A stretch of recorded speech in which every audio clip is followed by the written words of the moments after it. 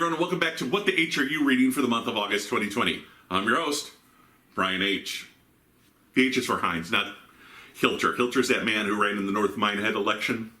Whatever happened to him? Anyway, we're going to do some quickie reviews for the month of August. For week 1, it's Young Justice number 17. Now, Brian Bendis takes us back in time a few issues, and we go right back to after Young Justice teamed up with Superman and the Justice League to repel Lex Luthor's Injustice League invasion of Metropolis. It feels like this happened 2 years ago, but he won't get away from this moment. Every issue of Young Justice seems to go back to this moment. It's like, move on, Brian. Now, Bendis should have told this story before Superman and Superboy fly off to try and find out who or what Connor is, but he decided to tell it after that happened. So again, we're hitting the rewind button.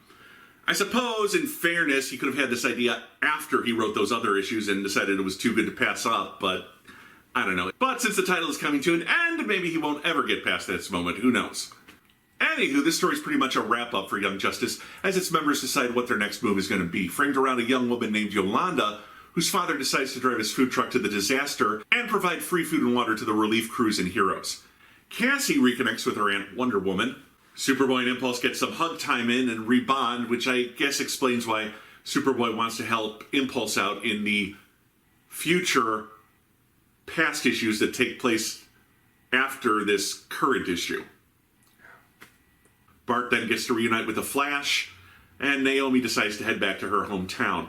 Yolanda gets to see all this happening and is appreciated by the heroes for her father's kindness, and this eventually inspires her to get an internship at the Hall of Justice. Now, this issue is mostly just people moments, which in all honesty is something Bendis does very well. Again, I'm really confused by the timing of this all. He seemed to stop the Superboy wants to help Impulse story that takes place after the Superman reconnects with Superboy story. I mean, we had 4 or 5 issues, we'd move past this, then we go back to this to introduce a supporting character for this one-off issue. I don't think we're going to be seeing Yolanda again, but who knows? Again, it's not actually a bad read. That said, Young Justice is canceled as of issue 21, so we've got about 4 issues to go. It's probably not the right time to jump onto this title. The art by Brad Walker is fine, but I won't say he's my favorite artist or anything. He seems to draw everyone with huge chins, and I don't know. The art's okay, the story's good, but the title's coming to an end, so yeah, let's not get too invested in Young Justice right now. For week 2, it's EMPYRE number 5.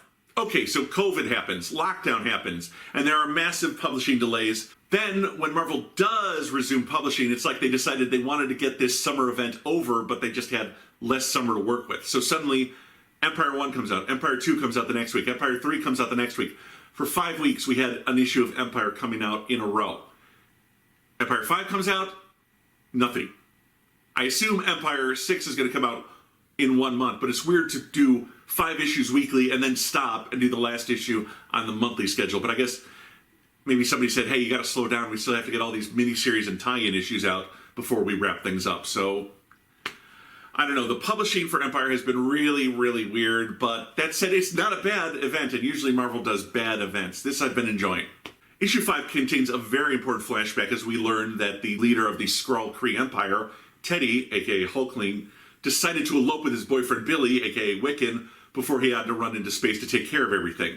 Although they pretended to later break up so that the aliens would leave Billy alone. But there is going to be a one-shot released later on in September that covers the wedding and the Young Avengers reunion. Elsewhere, the Thing fights the She-Hulk, who's dead also. They killed her off camera and she's been possessed by this colloidal monstrosity thing. The colloidal are the 3rd alien race in this and the ones who are currently invading Earth. Black Panther, Wakanda Forever, Chadwick Boseman, is fighting the colloidal as they try and take over the vibranium mound that makes Wakanda so powerful. If they get their hands on that, then their leader, Kwai, can supercharge the entire race and the colloidal will be unstoppable. And finally, Wiccan takes the Human Torch and Captain Marvel back to the fleet to rescue Teddy from the Kree Skrull conspirators who have usurped his throne and are trying to lead the fleets into a galactic war with the colloidal. Okay, there's 1 issue left and a lot of action happens in this issue. Thankfully, EMPYRE has been a better event than we normally get from Marvel. We've got a lot of action, a lot of surprises, clear lines as to who's the hero and who are the villains, and a great creative team with Al Ewing and Dan Slott writing the book, and art by Valerio Shatai. I'm probably mispronounced that, but it's probably for the best. I'm very interested to see how they wrap all this up with only 1 issue remaining. Okay, for week 3 of August, we have Wolverine number 4. Now, when Wolverine number 1 launched, we had 2 stories in one issue. The first story had Wolverine trying to stop this drug ring that was intercepting Krakoa's miracle drugs and poisoning them to turn people against the mutants. Issue 4 takes up the second storyline again, which is about Dracula taking over Russia. Yes, Krakoa is paradise, full of young mutants who need training and protecting, so naturally, Wolverine hates it. He needs to get away once in a while before he kills everyone for being so happy and nice all the time. He has a gate that takes him to this little dive bar in the middle of Canada. He can drink, get into fights, and just be around unpleasant people. Unfortunately, he gets recognized there and is captured by a group of people who've lost loved ones, albeit evil loved ones, to Wolverine's adamantium claws. They decide to kill Logan, but before he can die, those people are killed and he's rescued by his old enemy Omega Red, who's now working for Dracula. It's a very tense issue with mostly Logan's potential killers talking about why they want him dead and convincing a police officer who just happened upon this to let them drown the evil mutant. Any real action is only on the last few pages, but that's okay. Sometimes it's good to take an issue, just catch your breath and have a lot of dialogue. And this issue is mostly that, just a deep breath after the first 3 issues while the last page or 2 sets up the next storyline, which we abandoned back in issue number 1. I'm not too familiar with the writer Ben Percy or the artist Victor Bogdanovic, but they're producing a quality book. The writing reminds us that Wolverine is completely at odds with paradise, yet would do anything to make sure it exists. And the art has lots of great design and face work. Every character in it looks unique, which is my biggest pet peeve, is when an artist draws the same face over and over again and just differentiates the characters with costumes or hair. Actually, his work reminds me a lot of the previous book's artist, Adam Kubert, who does a very stylized, frenzied design, but it works for Wolverine. Wolverine right now is a fun book, and I encourage you to read it. It just explores what it means to be Wolverine and having to suffer so that other people can live in paradise.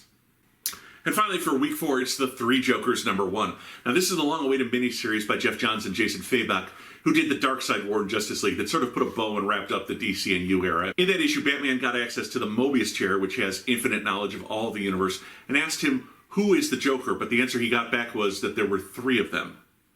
Cut to Gotham City, and the 3 members of the Bat family most damaged by the Joker are dealing with 3 separate appearances of the Joker on the same night at the same time. Batman, Batgirl, and Red Hood. And yes, sure enough, there are 3 Jokers. The criminal, the comedian, and the clown, as they're described to us in the writing. This begins a deep analysis of the Joker. They mentioned that his physical appearance has changed from time to time. Really? Shouldn't we have known that? Shouldn't that have been established sometime in the last 80 years? No? Okay. The story's vague as this first issue is mostly set up. The Jokers, plural, mentioned that they're trying to create another, more perfect Joker. There doesn't really seem to be much of a difference in the 3 Jokers, but this first issue is more about Batman and company realizing that there are 3 Jokers. Batgirl has to deal with her malicious wounding in the Killing Joke that left her crippled for many years, and Red Hood has to deal with his death at Joker's hand, or his near-fatal beating at Joker's hands, as it's retconned in this book, that happened back in Death in the Family. Fabok's art is okay. Frankly, he's not a great artist in my mind, but he is a competent one, a guy who can draw a story well, but whose art doesn't really stand out otherwise. But that's just my take on his art. I know a lot of people really like Fabok, but as I've always said here, art is subjective. Maybe you agree with me, maybe you don't, but that's my take on his art. Still, I feel like most of the mood in this book is established by the book's colorist, Brad Anderson. I guess my big question is this story part of continuity, as they mentioned it back in Justice League? But it's part of DC's Black Label series, so I'm not sure if that's meant to be Elseworlds, or if it is actually established to be part of regular Batman continuity.